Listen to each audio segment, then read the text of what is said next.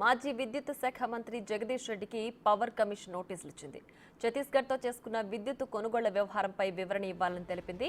వారం రోజుల్లో సమాధానం చెప్పాలని జస్టిస్ ఎల్ నరసింహారెడ్డి కమిషన్ నుంచి నోటీసులు వెళ్లాయి.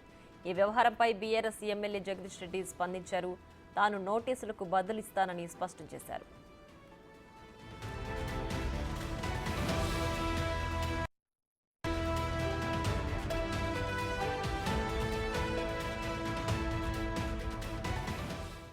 ఇక ఇదే అంశానికి సంబంధించి మరింత సమాచారాన్ని మా ప్రతినిధి సైదులు ఫోన్ లైన్ లో అందిస్తారు. సైదులు చెప్పండి, జగదీష్ రెడ్డికి విద్యుత్ కొనుగోలు విషయంలో నోటీసులు అందాయి కదా, దీనికి సంబంధించి పూర్తి డీటెయిల్స్ ఏంటి?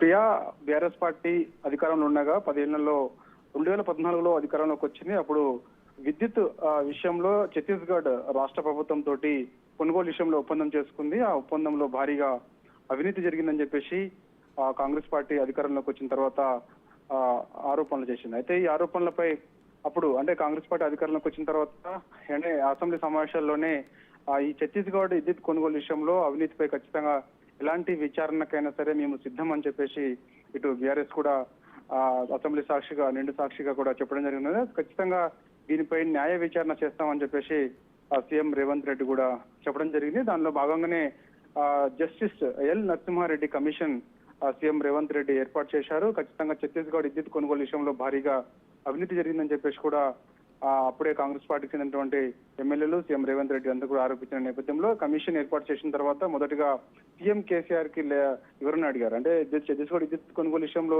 అసలు ఏం జరిగింది ఏంటి అని చెప్పేసి వివరణ అడిగారు. ఖచ్చితంగా కమిషన్ కి సమాధానం చెప్పాలని చెప్పేసి కూడా అన్నారు. అంటే స్వయంగా కేసీఆర్ వచ్చి కమిషన్ కి సమాధానం చెప్తారని చెప్పేసి భావించారు. కానీ జస్టిస్ ఎల్ నరసింహారెడ్డి కమిషన్ ఏకపక్షంగా వ్యవహరిస్తుందని చెప్పేసి తను నేరుగా లేఖ రాశారు. కానీ ఈ రోజు చూసుకుంటే మాత్రం అంటే అప్పుడు విద్యుత్ శాఖ మంత్రిగా పనిచేసినటువంటి గుంతకల్లా జగదీష్ రెడ్డి ప్రస్తుతం సూర్యాపేట ఎమ్మెల్యేగా ఉన్నారు ఇప్పుడు. సో అతనికి నిన్న సూర్యాపేట అతని యొక్క ఆఫీస్ కు వచ్చి ఎల్ నరసింహారెడ్డి నుంచి కమిషన్ నుంచి నోటీసులు వచ్చినట్టుగా కూడా అక్కడ సిబ్బంది ఫోన్ల ద్వారా సమాచారం ఇచ్చని చెప్పారు. అయితే ఆ కమిషన్ నుంచి వచ్చిన నోటీసులు ఏదైతే ఉన్నాయో ఆయన స్వయంగా ఈ రోజు హైదరాబాద్ కి అక్కడ ఉన్నటువంటి వ్యక్తిగత సిబ్బంది తోటి హైదరాబాద్ పిలిపించుకొని చూడగా దాంట్లో ఛత్తీస్గఢ్ విద్యుత్ కొనుగోలు విషయంలో అసలు ఏం జరిగింది అనేది అప్పుడు మీరు విద్యుత్ శాఖ మంత్రిగా ఉన్నారు కాబట్టి ఖచ్చితంగా వివరణ ఇవ్వాలని చెప్పేసి కూడా ఆ నోటీసులో పేర్కొన్నట్టు కూడా చెప్తున్నారు. వారం లోపు వివరణ ఇవ్వాలి అని చెప్పేసి కూడా స్వయంగా మీరే కమిషన్ కి హాజరై చెప్తారా లేదంటే లేఖ రాస్తారా ఏంటి ఏం జరిగింది అనేది కూడా వివరణ ఇవ్వాలని చెప్పేసి ఆ లేఖలో పేర్కొన్నట్టుగా కూడా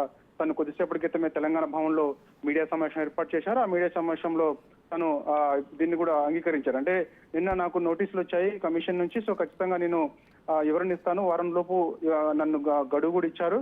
న్యాయ నిపుణుల సలహా మేరకు నేను నేరుగా కమిషన్ దగ్గరికి వెళ్ళి చెప్తానా లేదంటే లేఖ ద్వారాగా చెప్తానా అని చెప్పేసి కూడా తను చెప్పడం జరిగింది. దాంతో పాటుగా ఆయన కొంత ఇటు జస్టిస్ ఎల్ నరసింహారెడ్డి కమిషన్ పై నమ్మకం లేదని చెప్పేసి కూడా చెప్తున్న పరిస్థితి కనిపిస్తుంది. ఎందుకంటే ఆయన ఏకపక్షంగా వ్యవహరిస్తున్నారు, ప్రభుత్వానికి తొత్తుగా మారారని చెప్పేసి కూడా చెప్తున్న నేపథ్యం కనిపిస్తుంది. సో న్యాయ నిపుణుల సలహా మేరకు కమిషన్ ఇచ్చిన నోటీసులకు వారంలోపు నాకు సమాధానం ఇవ్వాలని చెప్పారు కాబట్టి అందుకు లేఖ ద్వారాగా సమాధానం ఇవ్వాలా లేదంటే నేరుగా వెళ్ళి చెప్పాలా ఏంటనేది కూడా నేను త్వరలోనే నిర్ణయం తీసుకోబోతున్నానని చెప్పేసి కూడా చెప్పడం జరిగింది. సో ఏదైనప్పటికీ కూడా విద్యుత్ కొనుగోలు విషయంలో భారీ అవినీతి జరిగిందని చెప్పేసి ఇప్పటికే కేసీఆర్ నోటీసులు అందాయి. కానీ నోటీసులకు సంబంధించి ఆయన కమిషన్ దగ్గరికి విచారణకు హాజరు కాలేదు, తను కూడా లేఖ రాశారు. సో ఇప్పుడు కూడా మరి జగదీష్ రెడ్డి కూడా అంటే విద్యుత్ శాఖ మంత్రిగా ఉన్నారు కాబట్టి గతంలో ఆయనకు కూడా ఇప్పుడు నోటీసులు అందాయి. సో మరి ఇప్పుడు ఆయన నోటీసులు వచ్చినట్టు కూడా అంగీకారం చెప్పారు.